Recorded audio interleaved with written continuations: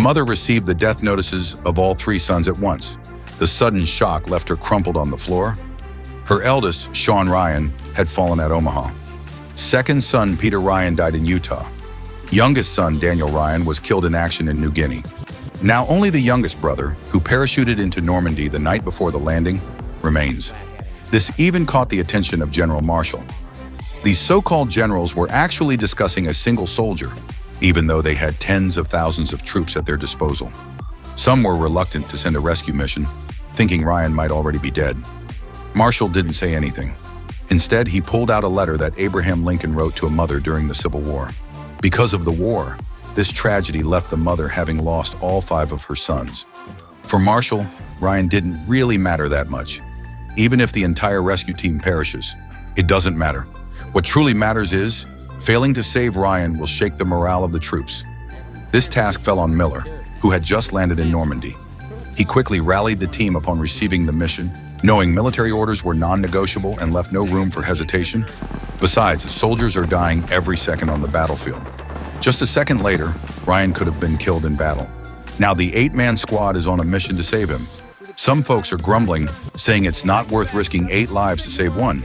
But Miller says the orders are the orders. They have no choice but to obey. Soon they arrived at the village entrance. Allies informed them there are 2 German regiments up ahead, tough to get past, but duty called, so they had to sneak over quietly. We also met a couple on the way, speaking a language they don't understand, and trying to shove the baby down their throats. While they were still arguing, a soldier was shot and fell to the ground, and then the gunshot was heard. This also means the enemy is at a considerable distance. Luckily, the other guy didn't shoot again. He's going to set a trap. The team quickly pinpointed the enemy's location from the gunfire. When he spots the flash through the scope, it's already too late. Crisis averted. The soldier who got shot also died from excessive blood loss. The team doesn't know who to blame. All I can do is curse the hell out of this place. And then moved on. They arrived at a church, make sure it's safe, then take a quick break. Oops, I accidentally knocked down the wall. And behind the wall are all enemies. They stood pointing guns at each other, yelling back and forth, demanding the other surrender. Thankfully, our allies arrived just in time and took out the enemy. Miller told him he was looking for a Private Ryan. They just happened to have a Ryan there. He was summoned to Miller's presence.